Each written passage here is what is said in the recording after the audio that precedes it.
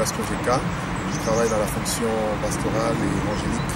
Et je viens à vous aujourd'hui pour vous présenter mon tout dernier ouvrage intitulé La puissance de la croix de Jésus, qui est un livre que je recommande à tous enfants de Dieu, à tous serviteurs de Dieu, à tous ceux qui aiment la vérité partout le monde entier, et ceux qui veulent prêcher le message crucial et le message fondamental de l'évangile qui est la croix. Et la Bible dit dans le livre de 1 Corinthiens chapitre 1er, le verset 18, que la prédication de la croix est une folie pour ceux qui périssent, mais pour nous qui sommes sauvés, elle est la puissance de Dieu. Et Dieu m'a permis, au travers justement de cet ouvrage, développer et éplucher plusieurs aspects de la croix et que signifiait réellement la croix, quel était le sens spirituel de la croix.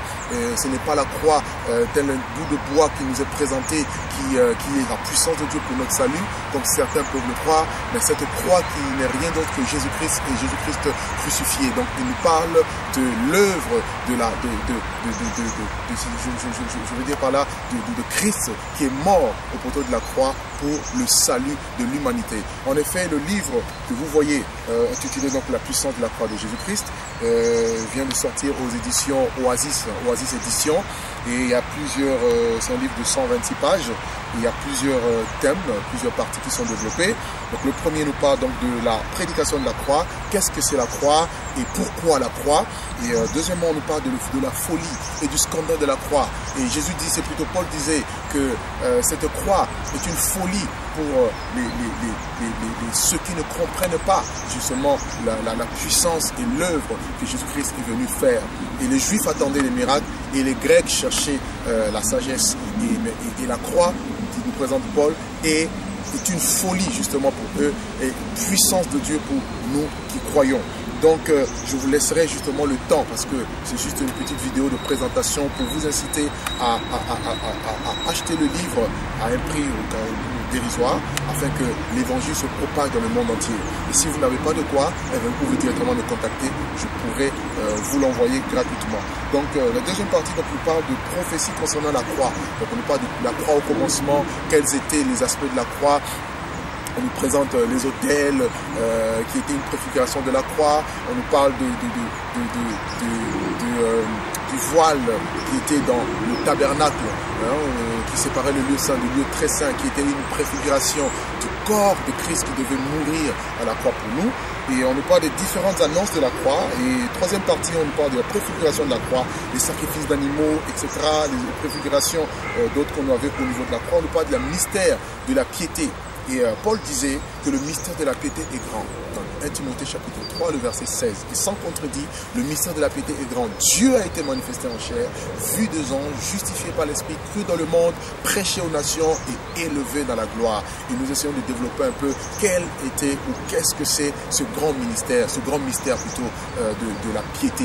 Et une autre partie nous parle de souffrance de Jésus. On essaie de décrire un peu comment est-ce que Jésus-Christ a souffert. Il a souffert la mort, il a souffert l'humiliation, les fausses accusations, il a souffert le rejet, il a souffert l'abandon même de ses proches, il a souffert de toutes formes de souffrances que vous connaissez. La somme de toutes les souffrances du monde, Jésus-Christ les a justement connues, les a rencontrées. Et il fallait justement qu'il souffre ainsi pour nous conduire à Dieu, pour conduire beaucoup de fils, comme nous dit Hébreu, à la perfection, à la gloire.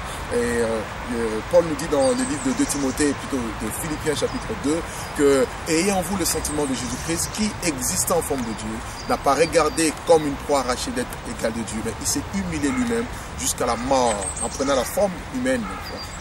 Il est devenu comme un serviteur, comme un esclave, et il s'est humilié jusqu'à la mort de la croix. Et c'est pour cela que Dieu aussi l'a souverainement élevé.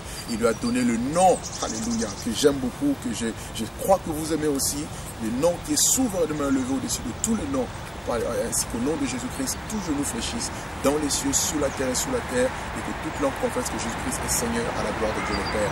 Et c'est le seul nom. Pierre dit qu'il y a le salut en aucun autre, car il n'y a sous le ciel aucun autre nom qui nous a été donné parmi les hommes par lequel nous devons être sauvés, c'est le nom de Jésus. Il y a le salut, de guérison, de délivrance, de restauration, de vie, de paix, de pardon, de restauration, de bénédiction qu'au nom de Jésus-Christ. Ce n'est pas au nom d'un homme, d'une personne, d'une organisation, mais c'est au nom de de Jésus-Christ. Et c'est lui que nous prêchons, c'est lui que nous vous présentons, c'est lui que nous voulons élever. Il a dit, porte élevez vos linteaux pour que le roi de gloire fasse son entrée. Et c'est Christ que nous présentons. Et il est écrit dans Ésaïe 53, qui a cru à notre prédication, qui a cru à ce qui nous a été annoncé. Il s'est élevé comme une faible plante. Il était rejeté, méprisé, abandonné des hommes, homme de douleur, habitué à la souffrance. Il est écrit que nous l'avons méprisé, dédaigné. Nous n'avons fait de lui aucun cas. Et pourtant, le châtiment qui nous donne la paix était tombé sur lui. Et c'est par ces meurtrissures que nous avons été guéris. Jésus-Christ a reçu près de 40 coups moins 1. Il a été cloué au niveau des mains, au niveau de ses pieds. Il a reçu la couronne d'épines. Il a été flagellé, insulté, traité de tous les noms. Oui, sataniste, Belzébul, tout ce que vous connaissez. Et la Bible nous déclare que pendant 33 ans et demi, pratiquement de ministère terrestre, Jésus-Christ n'a fait que souffrir.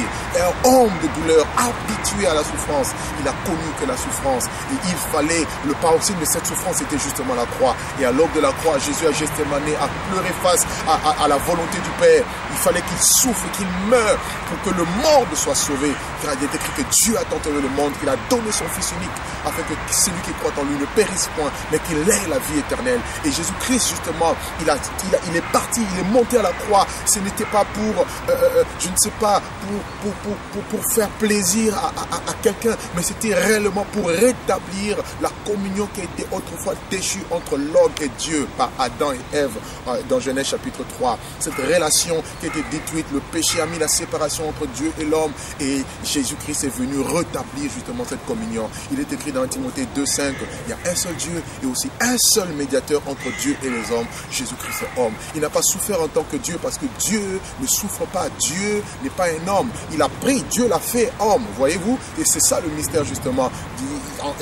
En lui habitait corporellement toute la plénitude de la divinité. Il plut à l'Éternel que toute plénitude habitant en lui. Mais pendant qu'il était à la croix, Dieu l'a lâché. Son Père l'a lâché. Il a crié, Père, Père, pourquoi m'as-tu abandonné? Voyez-vous, c'était le paroxysme de la souffrance. Et rendant l'âme à la croix, il va dire, entre tes mains, Seigneur, je remets mon esprit. Il a donné son esprit à son Père, au fidèle Créateur, à celui qu'il aimait tant, à celui qu'il est venu présenter.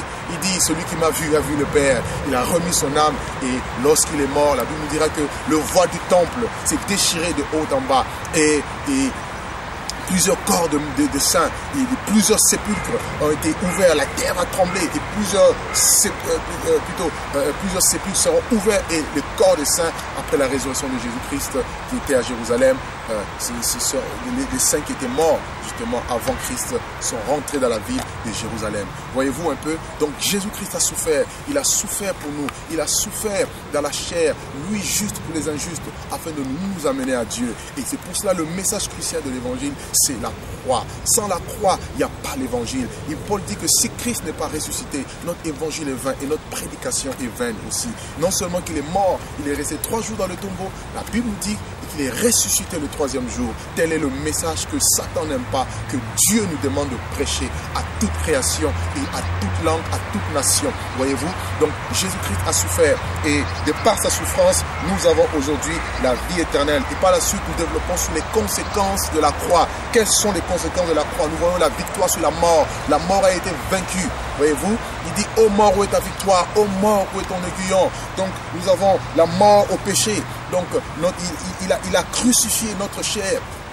La Bible nous dit que Paul dit, j'ai été crucifié avec Christ. Si je vis, ce n'est plus moi qui vis, mais c'est Christ qui vit en moi. Sachant que notre vieil homme a été crucifié avec lui. De sorte que le corps de mort, plutôt ce corps, ne soit plus soumis au pouvoir du péché. Voyez-vous, par la croix, nous pouvons vaincre le péché. Tu peux vaincre l'adultère, la fornication. Tu peux vaincre le mensonge. Tu peux vaincre la dépression, l'oppression. La victoire sur la maladie. La victoire sur les puissances occultes. Il dit, je vous ai donné le pouvoir de marcher sur les serpents, les scorpions et sur toute la puissance de l'ennemi. Alors rien ne pourra vous nuire, voyez-vous. Et par la croix, il nous a donné aussi la vie éternelle. La Bible dit que celui qui a le Fils a la vie. Donc si tu reçois Christ, si tu reçois l'œuvre de la croix, voyez-vous, tu reçois automatiquement la vie éternelle. Personne ne peut plus te condamner, car il n'y a plus aujourd'hui aucune condamnation pour tous ceux qui sont en Jésus-Christ, qui marchent non selon la chair, mais selon l'Esprit de Dieu. Alléluia. Parce que la loi de l'Esprit de vie en Jésus-Christ nous a affranchis donc de la loi du péché et de la mort. Donc toutes ces choses, vous allez le découvrir dans ce petit bouquin, hein, donc intitulé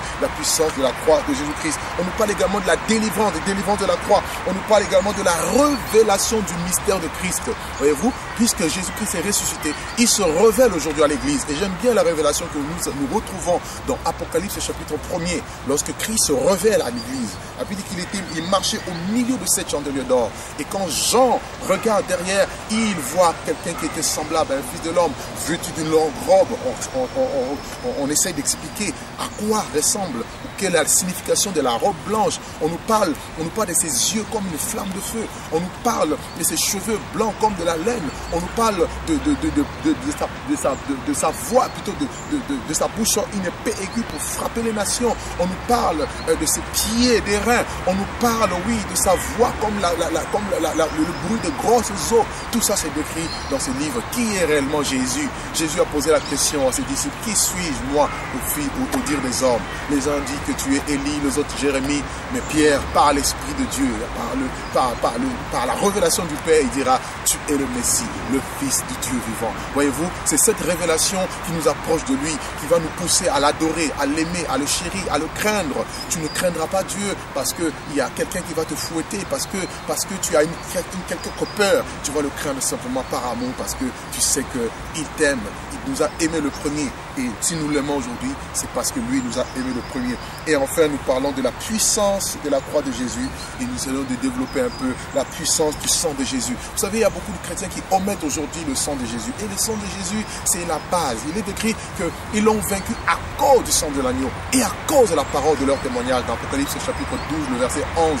Ils n'ont pas aimé leur vie jusqu'à craindre la mort. Voyez-vous, notre victoire s'inscrit dans le sang de Jésus. Ce sang coule en nous. Et la Bible dit: Jésus a racheté son Église par son sang. Voyez-vous, donc il faut que nous puissions nous rappeler de l'œuvre de la croix, que nous puissions nous rappeler de la puissance du sang de Jésus, car ce sang appliqué sous les poteaux, sous les linteaux, alors que Israël, les enfants d'Israël étaient en Égypte, sur les linteaux de leur banc, l'ange de la mort n'a pas pu les frapper. C'est le sang de la protection, c'est le sang de la victoire, c'est le sang de la délivrance, c'est le sang, oui, qui nous a introduit. La Bible dit que nous avons par le moyen du sang de l'agneau une libre entrée dans le sanctuaire par la route vivante et nouvelle qu'il a inaugurée pour nous au travers du voile de sa chair. Et nous pouvons nous approcher avec une pleine assurance de ce Dieu, frère. Donc le sang de Jésus et les conséquences de ce sang. Nous avons parlé également de la puissance de la résurrection. Jésus n'est pas seulement resté dans la tombe, il y est resté 3 jours. Et le 3e jour, il est sorti vivant. Et il n'est plus dans le tombeau. Il dit: pourquoi cherchez-vous parmi les morts celui qui est vivant? Il n'est plus dans le tombeau, mais il est ressuscité. Ton Dieu est ressuscité. Ton Dieu est vie. Si tu l'invoques où que tu sois, il te répondra. Et il viendra à ton secours. Il dit: invoque-moi, je te répondrai. Invoque-moi. Il dit: quiconque invoquera le nom du Seigneur sera sauvé. Jésus-Christ est vivant. Jésus-Christ est vivant. Il dit: voici, j'étais mort et je suis vivant au siècle des siècles. Et je tiens les clés de la mort et du séjour de mort. La mort n'a plus aucun pouvoir sur nous. La mort pour nous est une délivrance. Aujourd'hui, si nous sommes enfants de Dieu, si la mort t'atteint, sache que c'est une délivrance. Parce que Jésus dit: je suis la résurrection et la vie. Celui qui croit en moi vivra, même s'il meurt. Alléluia. Mais quiconque vit et croit en moi ne mourra jamais. Et nous parlons également de la puissance de la résurrection de Jésus et la résurrection des saints. Puisque Jésus est ressuscité, il promet également la résurrection des saints. Tous ceux qui croient en lui, tous ceux qui marchent en lui, nous allons ressusciter. Déjà le jour de l'enlèvement, lorsque la trompette va sonner, et la Bible dit: les morts en Christ ressusciteront premièrement. Et je crois à l'enlèvement de l'Église qui est un événement très proche, très bientôt. Personne ne connaît le jour ni l'heure, mais nous attendons fermement ce retour. Que l'épouse et l'esprit disent: viens. Oui Seigneur, viens, nous t'attendons. Maranatha. Voyez-vous, et le jour de l'enlèvement, les saints en Christ, tous les morts en Christ vont ressusciter. Et nous les vivants, nous serons transformés et nous allons ensemble être avec les morts qui seront ressuscités, enlevés à la rencontre du Seigneur dans les airs. C'est pour ça que nous devons nous consoler par ces paroles. Voyez-vous, la mort pour nous n'est pas une fin. Voyez-vous, Paul dit: je suis pressé de 2 côtés. Je le désire de m'en aller, ce qui pour beaucoup est le meilleur. Mais à cause de vous, je dois encore rester. Il dit la mort m'est un gain. Christ est ma vie. Mourir m'est un gain. Voyez-vous? Donc un enfant de Dieu ne doit plus avoir peur de la mort, parce que Jésus dit: celui qui vit et croit en moi ne mourra jamais. Donc je sais que la seconde mort, qui est les temps de feu, n'aura plus aucun pouvoir sur nous. C'est pour cela que je vous invite, vous qui n'avez pas encore donné votre vie à Jésus, à vous repentir. Vous qui êtes refroidis dans votre foi, croyez-moi, vous n'avez pas mis votre foi à un homme, à une organisation. L'homme décevra toujours, mais Jésus-Christ ne décevra jamais. Il dit quiconque espère en l'Éternel ne sera jamais confondu, mais ceux qui seront infidèles sans cause seront confondus. Voilà, je vous invite à placer votre foi en Christ, dans le rocher d'Israël, le rocher des âges, le rocher qui suivait Israël dans le désert, et ce rocher qui est Christ. Il est dit que Jésus-Christ est le même hier, il est le même aujourd'hui, il est le même éternellement. Il n'a pas changé. Donnez votre vie à Jésus, répentez-vous. Si vous êtes dans un péché quelconque, sachez que Dieu vous aime et il veut vous sortir dans ce péché et pour vous donner l'espérance, la vie avec lui pour l'éternité. Voyez-vous, donc toutes ces choses sont décrites dans le livre que le Seigneur m'a permis d'écrire. Il y a d'autres livres qui sont en cours d'édition, si Dieu le permet. Il y a déjà 2 qui sont sortis sur un livre qui est intitulé Le ministère et message de livre pour la fin de temps. Un autre livre qui est intitulé La séduction dans les églises. Il y a un livre qui est en cours d'édition, c'est Femme Dieu t'appelle. Et il y a un autre livre intitulé La vérité a-t-elle réellement disparu? Et un dernier, c'est Église, réveille-toi. Et je pense que dans les jours qui viennent, on aura l'opportunité de vous présenter ces bouquins pour que le nom du Seigneur soit glorifié. Merci encore à toutes les personnes qui prient pour nous et qui nous ont aidés à sortir ce livre. Et je pense à la maison d'édition Oasis Édition qui nous a vraiment permis d'éditer ce livre. Et si vous voulez vous procurer ce livre, vous pouvez donc contacter la maison d'édition Oasis Édition, donc sur www.oasisédition.com. Donc vous pouvez vous procurer ce livre au prix de 11 €. Et sinon, si vous voulez nous contacter, mon numéro c'est le 06 08 05 82 07. Alors que Dieu vous bénisse. Shalom à tous les enfants de Dieu et persévérons dans la foi, gardons la foi, tenons ferme car le roi arrive bientôt. Que Dieu vous bénisse au nom de Jésus-Christ. Amen.